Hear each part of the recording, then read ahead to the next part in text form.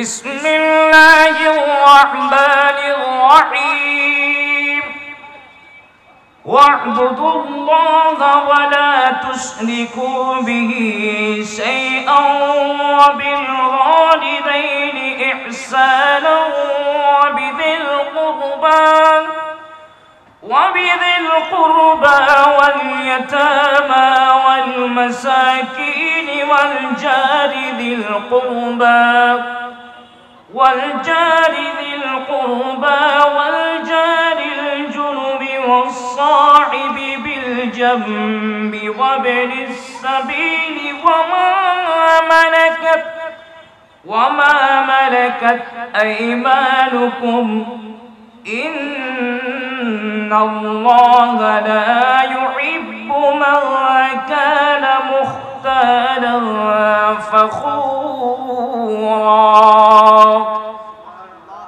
رب العالمين বলেন ওয়া'বুদুল্লাহা এ আমার বান্দারা তোমরা আল্লাহর ইবাদত করো ওয়ালা তুশরিকু বিহি শাইআ আল্লাহর সাথে কাউকে শরীক করো না আমার আল্লাহ বলেন ওয়া'বুদুল্লাহা ওয়ালা তুশরিকু বিহি শাইআ রব্বুল আলামিন বলেন এ আমার বান্দারা তোমরা আল্লাহর ইবাদত করো ওয়ালা তুশরিকু বিহি শাইআ আল্লাহর ইবাদতের সাথে কাউকে শরীক করিও না আল্লাহর ইবাদতের সাথে কাউকে কি করিও না আল্লাহ হুকুম দিলেন আল্লাহর কি করার জন্য ইবাদত বলেন না কি করার জন্য তাইলে প্রথম নম্বর এখানে আসছেন আল্লাহর হক কিসের আয়াতের শুরুতে আসছে কার হক আল্লাহর হক এখন আমরা আল্লাহর হক ঠিকভাবে আদায় করি বলেন না আদায় করি আওয়াজ করে না অনেক বান্দারা নামাজ ফরজ হয়েছে কিন্তু নামাজ পড়ে বলেন না আছে অনেক বান্দারা আছে শরীর সুস্থ শরীরে শক্তি আছে বয়স হয়েছে প্রাপ্তবয়স্ক হয়েছে এরপরও ওই বান্দা নামাজ পড়তে যায় বলেন না নামাজ পড়তে যায় ইচ্ছাকৃতভাবে নামাজকে ছেড়ে দেয় আপনাদের কি কোনো কষ্ট হচ্ছে একটু মনোযোগ দিবেন আজকে অনেক ভাইয়েরা নামাজ পড়তে বললে এরা নামাজ পড়তে চায় না অথচ প্রত্যেক ঈমানদারের উপর ফরজ ওয়াক্ত মোতাবেক কি করা নামাজ আদায় করা ইন্নাস সালাতা কানাত আলাল মুমিনিনা কিতাবাম মাওকুতা রব্বুল আলামিন বলেন ওয়াক্ত মোতাবেক নামাজ আদায় করা প্রত্যেক ঈমানদারের উপর ফরজ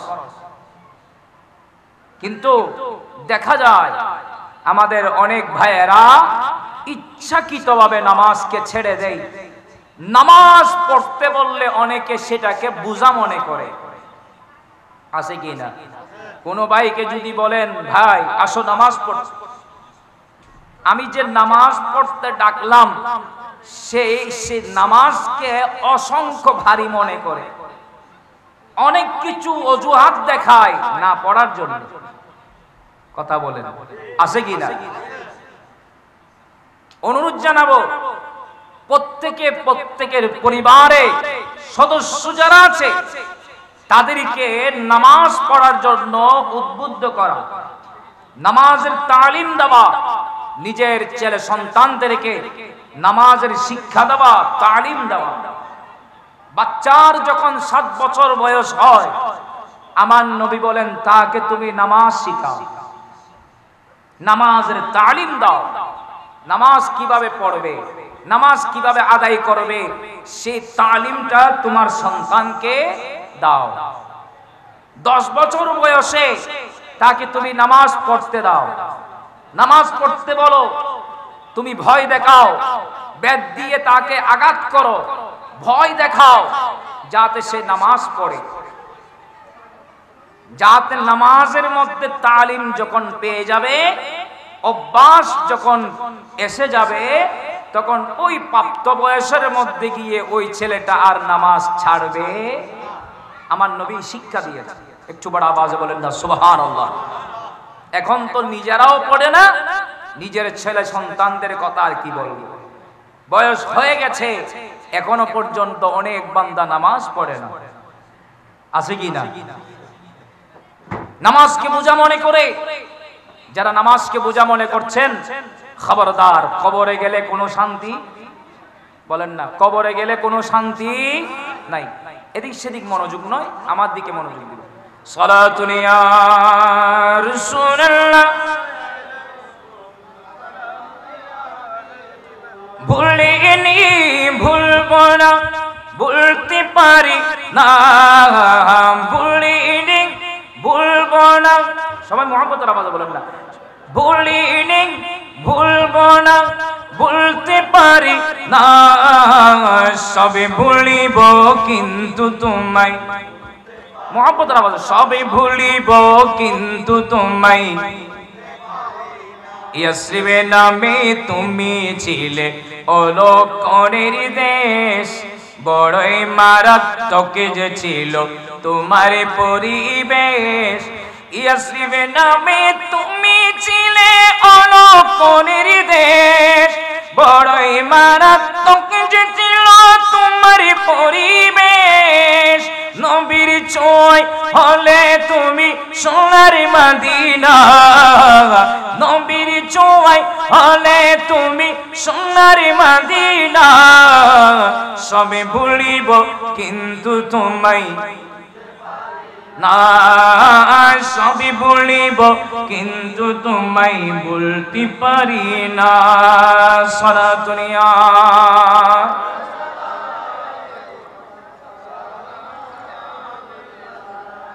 জান্নাতের বাগান তোমায় নবী বলেছেন, খাক শিফার অধিকারী তোমায় করেছেন। জান্নাতের বাগান তোমায় নবী বলেছেন, খাক শিফার অধিকারী তোমায় করেছেন। তোমার বুকে শুয়ে আছেন সাদে মদিনা, তোমার বুকে শুয়ে আছেন সাদে মদিনা, সবে ভুলিব কিন্তু তোমায় ভুলতে পারি না, সবে ভুলিব কিন্তু তোমায় ভুলতে পারি না। সালাতুন ইয়া রাসূলুল্লাহ।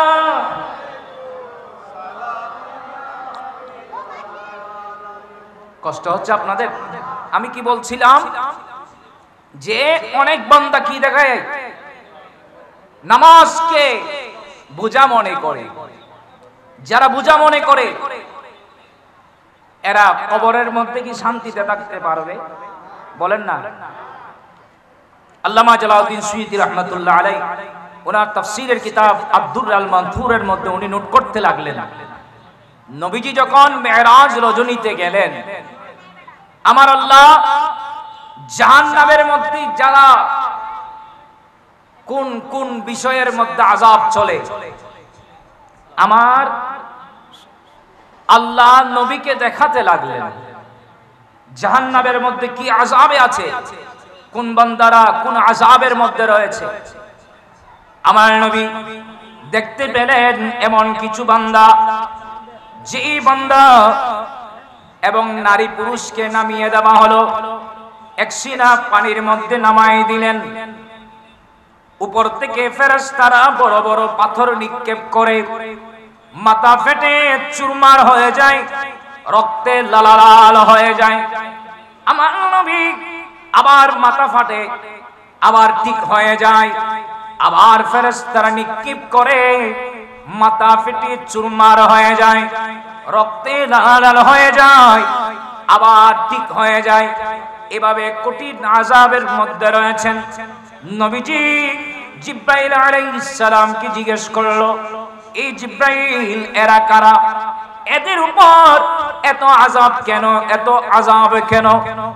জিব্রাইল আলাইহিস সালাম বলেন, ইয়া রাসূলুল্লাহ, ইয়া হাবিবাল্লাহ, এরা আপনার ওইসব উম্মত নরনারী যারা দুনিয়ার বুকে থাকা অবস্থায় নামাজকে বোঝা মনে করত, নামাজকে ভারী মনে করত, যার কারণে রব্বুল আলামিন তাদেরকে এই কঠিন আযাবের মধ্যে রেখেছেন। উচ্চ আওয়াজে বলুন না নাউজুবিল্লাহ। কবরে গেলে কোনো শান্তি বলেন না, কবরে গেলে কোনো শান্তি? কিয়ামতের ময়দানে মনে হয় শান্তি আছে, কিয়ামতের ময়দানে শান্তি আছে। সূরা কলমের মধ্যে রব্বুল আলামিন বলেন বিসমিল্লাহির রাহমানির রাহিম ইয়াউমা ইউকশাফু আন সাকিন ওয়া ইউদআউনা ইলাস সুজুদি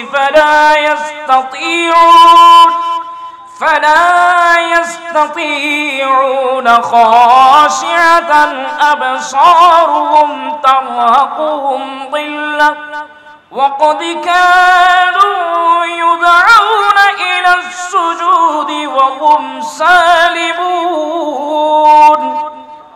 رب العالمين বলেন يوم يكشف عن ساق কিয়ামতের কঠিন দিনে বান্দার পায়ের গোছাগুলা খুলে ফেলবে।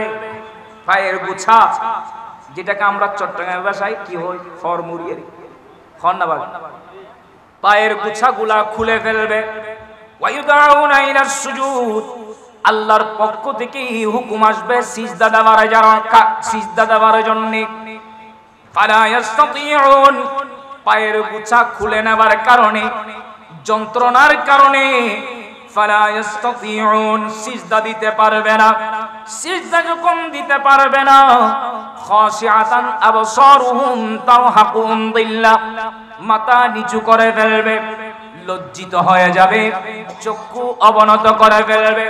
ওই মুহূর্তে রব্বুল আলামিনের পক্ষ থেকে লাঞ্ছনাদায়ক আযাব শুরু হয়ে যাবে। উচ্চ আওয়াজে বলুন না নাউজুবিল্লাহ। ওরা কারা? ওয়াকাদ কানু ইউদআউনা ইলাস সুজুদি ওয়া হুম সালিমুন, এরা ওই সব বান্দা যারা দুনিয়ার বুকে থাকা অবস্থায় শরীর সুস্থ ছিল, ব্রেন ঠিক ছিল, এরপরেও মুয়াজ্জিনের আযান তার কর্ণপাত হয় নাই। যে যেই কাজের মধ্যে ছিল ওই কাজের মধ্যে রয়ে গেল, ওয়াক্ত মোতাবেক নামাজ আদায় করে নাই, ইচ্ছাকৃতভাবে নামাজকে ছেড়ে দিয়েছিল। কিয়ামতের ময়দানে রব্বুল আলামিন বলবেন বান্দারে, আমি তোমার শরীরকে সুস্থ রেখেছিলাম, মস্তিষ্ক ঠিক রেখেছিলাম, এরপরেও তোমরা আমার দরবারে সিজদা দেওয়ার জন্য আসো নাই। আজ কিয়ামতের ময়দানে আমি তোমাকে অসুস্থ করে দিলাম, পায়ের গোছা খুলে নিলাম, দেখি আবার তুমি এই অবস্থায় সিজদা দাও। কষ্টের কারণে, যন্ত্রণার কারণে সিজদা দিতে পারবে না। সিজদা যখন দিতে পারবে না, রব্বুল আলামিনের পক্ষ থেকে লাঞ্ছনাদায়ক আযাব শুরু হয়ে যাবে। উচ্চ আওয়াজ বলুন না নাউজুবিল্লাহ। শিক্ষা নেওয়ার দরকার আছে না? বলেন না, আওয়াজ নাই। আপনাদের বেশি কষ্ট হয়, আমার কথা কি বোঝা যায় না? আল্লাহ আমাদের সবাইকে আমল করার তৌফিক দান করুন, সবাইকে ওয়াক্ত মোতাবেক নামাজ আদায় করার সেই তৌফিক দান করুন। দরকার আছে কি? কবরে গিয়ে আফসোস করলে কোনো ফায়দা হবে? দুনিয়ায় এখান থেকে আমাদেরকে আমল করে যেতে হবে। কথা বলেন ঠিক কিনা? আল্লাহ আমাদের সবাইকে ওয়াক্ত মোতাবেক নামাজ আদায় করার সেই তৌফিক দান করুন। কি বলছিলাম? আল্লাহ শুরুতে বললেন ওয়া'বুদুল্লাহা ওয়া লা তুশরিকু বিহি শাইআ। আল্লাহর হক, আল্লাহ বলছেন তোমরা আল্লাহর ইবাদত করো, আল্লাহর ইবাদতের মধ্যে তোমরা কাউকে শরীক করিও। বলেন না, আল্লাহর ইবাদতের মধ্যে তোমরা কাউকে শরীক করিও না। এরপর আল্লাহ বলছেন ওয়াবিল ওয়ালিদাইনি ইহসানা। তোমরা তোমাদের, এবার আল্লাহর হকের পরে আল্লাহ এবার বলতে লাগলেন বান্দার হক শুরু করলেন। এই আয়াতে বান্দার হক শুরু করে দিলেন। প্রথম নম্বর আল্লাহ বলতে লাগলেন, আল্লাহর ইবাদতের পরপর বলে দিলেন ওয়াবিল ওয়ালিদাইনি ইহসানা, তোমরা তোমাদের মা বাবার সাথে সুন্দর ব্যবহার করো। সুবহানাল্লাহ বলবেন। তোমরা তোমাদের মা বাবার সাথে কি করো? বলেন না, তোমরা তোমাদের মা বাবার সাথে সুন্দর ব্যবহার করো, ঠিক কিনা? এখন তো আমরা সুন্দর ব্যবহার, অনেক ভাইয়েরা মা বাবার সাথে কটাক্ষ করে, মেজাজ দেখায়, গরম মেজাজে কথা বলে, আদব নাই, কায়দা নাই, কোনো কিছু নাই। মা বাবা বয়োজ্যেষ্ঠ হয়ে গেছে আর গণ্য করেন, দুর্বল হয়ে গেছে আর গণ্য করেন না। কথা বলেন ঠিক কিনা? অথচ আমার আল্লাহ হুকুম দিলেন, খবরদার ওনাদের সাথে সুন্দর ব্যবহার করো, নম্র ব্যবহার করো। একটু বড় আওয়াজে বলেন না সুবহানাল্লাহ। হাদিসে পাকে আমার নবী কি বলছেন, যে হাদিস বুখারী শরীফ এবং মুসলিম শরীফের মধ্যে নোট হয়েছে, মিশকাতের 58 পৃষ্ঠার মধ্যে হাদিস নোট হয়েছে। ইমাম নববী রাহমাতুল্লাহ আলাইহি রিয়াদুস সালিহিনের 158 পৃষ্ঠার মধ্যেও হাদিস নোট করেছেন। হযরতে ইবনে মাসউদ রাদিয়াল্লাহু তাআলা হাদিস বর্ণনা করছেন। আব্দুল্লাহ ইবনে মাসউদ রাদিয়াল্লাহু তাআলা قال সাআলতুন নাবিয়্য, সবাই পড়ুন সাল্লাল্লাহু আলাইহি ওয়াসাল্লাম, আইয়ুল আমালি আহাব্বু ইলাল্লাহি তাআলা। হযরত আব্দুল্লাহ ইবনে মাসউদ রাদিয়াল্লাহু তাআলা বলতে লাগলেন, উনি বলতে লাগলেন, আমি নবীজির কাছে জিজ্ঞেস করলাম, ইয়া রাসূলুল্লাহ, ইয়া হাবিবাল্লাহ, আল্লাহর কাছে অধিক প্রিয় আমল কোনটা? মনোযোগ আছে আপনাদের? আল্লাহর কাছে অধিক প্রিয় আমল কোনটা? বান্দা যে আমল করবে সে আমলটা আল্লাহর কাছে বেশি প্রিয়, এটা কোন আমল? নবীর কাছে জানতে চাইলেন। আমার নবীজি বললেন, as-salatu li waqtiha, প্রথম নম্বর ওয়াক্ত মোতাবেক নামাজ আদায় করা। সুবহানাল্লাহ বলেন না। প্রথম নম্বর উত্তম আমল, অধিক প্রিয় আমল হচ্ছে ওয়াক্ত মোতাবেক নামাজ আদায় করা। আনাতে বেশি কষ্টর বাজে আজিয়ে ওয়াক্ত মোতাবেক কি করা? ওয়াক্ত মোতাবেক নামাজ আদায় করা, যেটার বিষয়ে কিছুক্ষণ আগে এতক্ষণ আলোচনা হয়েছে, ঠিক না? ওয়াক্ত মোতাবেক নামাজ আদায় করা। আবার জিজ্ঞেস করলেন, কুলতু ইয়া রাসূলুল্লাহ সুম্মা আইয়ু, ইয়া রাসূলুল্লাহ এরপরে কোন আমল? قال, আমার নবীজি বললেন বিররুল ওয়ালিদাইন। পরপর আমার নবী বললেন এরপরে আল্লাহর কাছে অধিক প্রিয় আমল সেটা হচ্ছে মা বাবার সুন্দর ব্যবহার করা, মা বাবার সাথে সুন্দর আচরণ করা, মা বাবার হক ঠিকভাবে আদায় করা। উচ্চ আওয়াজ বলুন না সুবহানাল্লাহ। মা বাবার সাথে কি করা? বলেন না, মা বাবার সাথে কি করা? সুন্দর আচরণ করা, মা বাবার হক ঠিকভাবে আদায় করা। মা বাবার হক ওনার তো কষ্টর বাদে, মা বাবার হক ঠিকভাবে আদায় করা। সেজন্য আমার নবী অপর রিওয়ায়াতে বললেন, আমার নবী বলেন, ক্বালা রাসূলুল্লাহ, সবাই পড়ুন, সাল্লাল্লাহু আলাইহি ওয়াসাল্লাম, রিদার রাব্বি ফি রিদাল ওয়ালিদাইন ওয়া সাখতুর রাব্বি ফি সাখতিল ওয়ালিদাইন। আমার নবী নূরানি জবানে ঘোষণা দিলেন, যে বান্দার উপর মা বাবা রাজি আছে ওই বান্দার উপর আল্লাহ সন্তুষ্ট। যে সন্তানের উপর মা বাবা রাজি ওই বান্দার উপর কে রাজি? আল্লাহ রাজি। যে বান্দার উপর, যে সন্তানের উপর মা বাবা নারাজ ওই বান্দার উপর আল্লাহ নারাজ। উচ্চ আওয়াজে বলুন না নাউজুবিল্লাহ। যে সন্তানের উপর মা বাবা রাজি, বলেন না, যে সন্তানের উপর মা বাবা রাজি, যে সন্তানের উপর মা বাবা নারাজ, এই মা বাবাকে নারাজ রেখে যত নামাজ, রোজা, হজ, যাকাত, ইবাদত, তাসবিহ, তাহলিল যত কিছু করুক না কেন এগুলো আল্লাহর দরবারে কবুল হবে। আর মা বাবাকে রাজি রাখে আমল যদি অল্প হয় সব আল্লাহর দরবারে কবুল হয়ে যাবে। আমার নবীজি একদিন একটি কবরস্থানের পাশ দিয়ে যাচ্ছিলেন, দেখতে পেলেন ওই কবরস্থানের ময়্যতের মধ্যে একজন দেখতে পেল যে তার ডানে বামে সামনে পিছনে উপরে নিচে আগুন আর আগুন, আযাবে আছে। চিল্লায়, নবীর কাছে সাহায্য চাইছে। আমার নবী যাওয়ার সময় ওই মাইয়ত কবর থেকে ডাক দিয়ে বলতে লাগলো, ইয়া রাসূলুল্লাহ, ইয়া হাবিবাল্লাহ, আমার ডানে আগুন, বামে আগুন, সামনে আগুন, পিছনে আগুন, উপরে আগুন, নিচে আগুন। ইয়া রাসূলুল্লাহ, ইয়া হাবিবাল্লাহ, আপনি আমাকে একটু সাহায্য করুন। সুবহানাল্লাহ বলুন। নবীর কাছে কি চাই? কে চায়? বলেন না, কে চায়? মাইয়ত, মুর্দা আমার নবীর কাছে সাহায্য চাই। সুবহানাল্লাহ বলেন। আজকে অনেক ভাইয়েরা নবীর ওসিলা নিয়ে আল্লাহর কাছে সাহায্য চাইলে শিরকের ফতোয়া লাগাই দেয়। অথচ আল্লাহ নিজেও বলছেন, বাবা তাকু ইলাইহিল ওয়াসিলা, তোমরা কি তালাশ করো? ওসিলা তালাশ করো।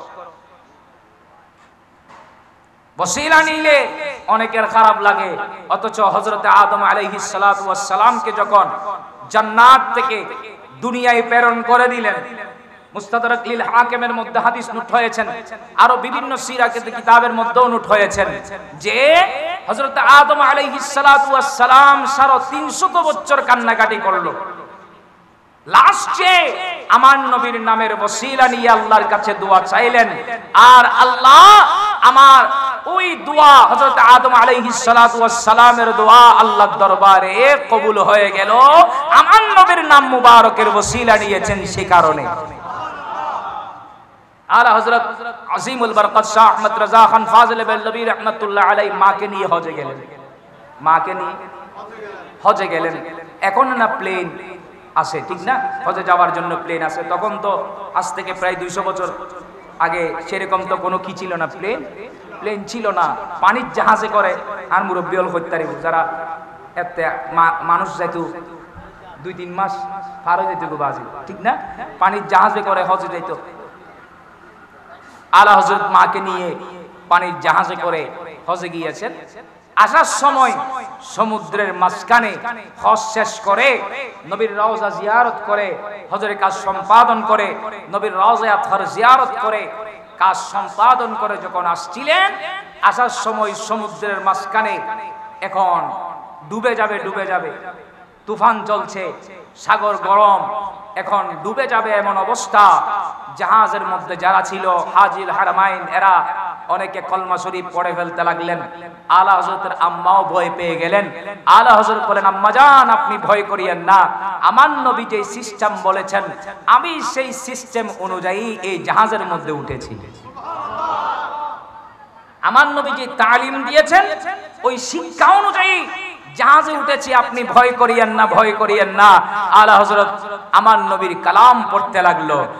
আলা হযরত বলতে লাগলেন, তলা তুমহে কশীতি পে তूफान गम का एक ऐसी हवाएं मुखालिफ चली है, एक ऐसी हवाएं मुखालिफ चली है, फला तुम्हें कशीती पे तूफान गम का एक ऐसी हवाएं मुखालिफ चली है, एक ऐसी हवाएं मुखालिफ चली है, न क्यों करे कहूँ या हबीबी अगतीनी, न क्यों करे कहूँ या हबीबी अगतीनी, इसी नाम से हर मुसीबत ढली है। बोलो ना सुभान अल्लाह। आला हजरत বলছেন যে এই যে সমুদ্রের প্লাবন আসছে, আমাদের বিপরীত চলছে, আমি আমার নবীর নামের ওসিলা চাচ্ছি, নবীর নামের সাহায্য চাচ্ছি। কেন নবীর নামের সাহায্য চাইবো না? ওই নামের ওসিলাই তো অসংখ্য মুসিবত আল্লাহ দূরীভূত করে দিয়েছেন।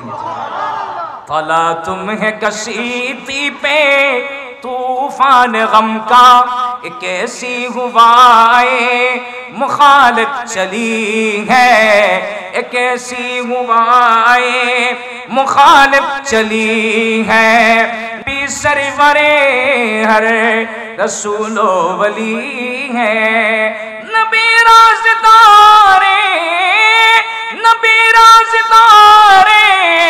मौला अली है, नबी सरवरे हर रसूल वली हैं सलातुनिया।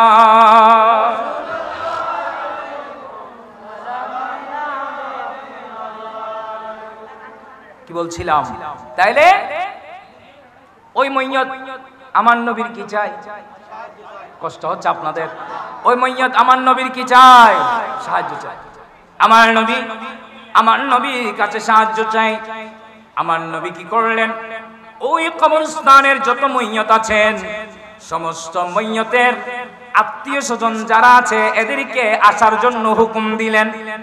আমার নবী হুকুম দিলেন যার আত্মীয় তার কবরের পাশে গিয়ে দাঁড়াও। নবীজি দেখতে পেলেন এক একজন এসে এসে মইয়তের এক এক কবরের পাশে এক এক আত্মীয় দাঁড়ায় গেল। আমার নবী খেয়াল করলেন যে কবরের মধ্যে আযাব চলে, ওই কবরের পাড়ে কে দাঁড়ালো? দেখা গেল একজন বৃদ্ধ মহিলা ওই কবরের পাশে দাঁড়িয়ে গেলেন। নবীজি এবার হুকুম দিলেন, ইশারা দিলেন বাকিগুলা চলে যাবার জন্য। ওই বৃদ্ধ মহিলা উপস্থিত সবাই চলে গেল। নবীজি জিজ্ঞেস করলেন ইনি কে? ওই বৃদ্ধ মহিলা বলেন ইয়া রাসূলুল্লাহ, ইনি আমার সন্তান, এই কবরে যে আছে সে আমার সন্তান। আমার নবী বলেন আপনার সন্তান আপনার সাথে কি ধরনের আচরণ করেছে? আমার নবী জানেন কিনা? আযাব হওয়ার কারণ নবী জানেন কিনা? জানার ক্ষমতা দিয়েছেন কে? আপনার সন্তান আপনার সাথে কি ধরনের আচরণ করত? ও মহিলা বলেন ইয়া রাসূলুল্লাহ, হাবিবাল্লাহ, আমার সন্তান আমাকে বেশি কষ্ট দিত, কটাক্ষ করত, আঘাত করত, কথায় কথায় আমাকে গুরুত্ব দিত না, গালমন্দ পর্যন্ত করত। নবীজি বলতে লাগলো এ বৃদ্ধ মা, কবরের মধ্যে যে আপনার সন্তান রয়েছে এই সন্তান তো বড় আযাবে আছে, আপনি অন্তর থেকে তাকে আপনি ক্ষমা করে দিন। বৃদ্ধ মহিলা বলে ইয়া রাসূলুল্লাহ, হাবিবাল্লাহ, আমার সন্তানকে আমি অনেক কষ্ট করে লালন পালন করেছি, 10 মাস 10 দিন গর্ভধারণ করেছি। এই ছেলে প্রসব হওয়ার পর থেকে অনেক কষ্ট করে আমি তাকে লালন পালন করলাম, নিজে না খেয়ে আপন নিজের সন্তানকে খাওয়াইলাম, অনেক কষ্ট করে লালন পালন করে মানুষ করলাম। এই ছেলে বড় হয়ে আমাকে গণ্য করে না, আমাকে কষ্ট দেয়, আমার কথা মতো চলে না, আমার বিপরীত চলে, আমার সাথে উচ্চ বাক্যে কথা বলতো, আমার সাথে বিয়াদবি করত। আমি আমার সন্তানকে ক্ষমা করব না। এদিকে মইয়ত নবীর কাছে সাহায্য চাই। নবী দেখতে পাচ্ছেন ওই তো কঠিন আযাবে রয়েছেন। এই মহিলা নিজের চোখে তো দেখছে না কি আযাবের মধ্যে রয়েছে। আমার নবী আল্লাহর দরবারে হাত তুলে দিলেন, আল্লাহ, এই মহিলা নিজের চোখে দেখছে না তার সন্তান কত বড় ভয়ানক আযাবের মধ্যে রয়েছে। আল্লাহ, আপনি তার চোখের পর্দা উঠাই দিন যাতে নিজের চোখে দেখতে পাই তার সন্তান কত আযাবে রয়েছেন, মহা আযাবে রয়েছে, তার নিজের চোখে দেখতে পাক। নবীর দোয়া আল্লাহর দরবারে কবুল কিনা? বলেন না কবুল কিনা? নবীজি দোয়া করলেন, এদিকে বৃদ্ধ মহিলার চোখের পর্দা সরে গেল, নিজের চোখে দেখতে পেল নিজের ছেলে ডানে আগুন বামে আগুন, সামনে আগুন পিছনে আগুন, উপরে আগুন নিচে আগুন, মহাযাবের মধ্যে আছে, চিল্লাচ্ছে, সাহায্য করার মতো কেউ নাই। মা তো মা, ছেলে যতই কঠিন কষ্ট দিক না কেন, ছেলে সন্তানদের কষ্ট মা বাবা তো সহ্য করতে পারে না। মা এবার বলতে লাগলো ইয়া রাসূলুল্লাহ, হাবিবাল্লাহ, আমার ছেলে তো মহান আযাবে আছে, আপনি একটু সাহায্য করুন। নবী বলেন আমার কাছ থেকে কিছু করতে হবে না, আপনি আপনার অন্তর থেকে যদি ক্ষমা করে দেন রব্বুল আলামিন তার কবরকে আযাব মুক্ত করে দিবেন। ওই বৃদ্ধ মহিলা অন্তর ফেটে দোয়া করে দিল, ইয়া রাসূলুল্লাহ, ইয়া হাবিবাল্লাহ, আমি আমার সন্তান আমাকে যত কষ্ট দিয়েছে আমি আমার অন্তর থেকে মাফ করে দিলাম, আমি আমার সন্তানের উপর রাজি হয়ে গেলাম, সন্তুষ্ট হয়ে গেলাম। নবীজি দেখতে পাচ্ছেন মা এদিকে রাজি হয়েছেন বলতেছে, অন্তর থেকে ক্ষমা করে দিয়েছেন বলতেছেন, ওদিকে দেখা গেল ছেলের কবর থেকে আযাব সরে গিয়ে জান্নাতের বাগিচা হয়ে গেল। উচ্চ আওয়াজে বলুন না সুবহানাল্লাহ। ওই যে আমার নবীর হাদিস, রাদার রাব্বি ফিরদাল ওয়ালিদাইন, মা বাবা রাজি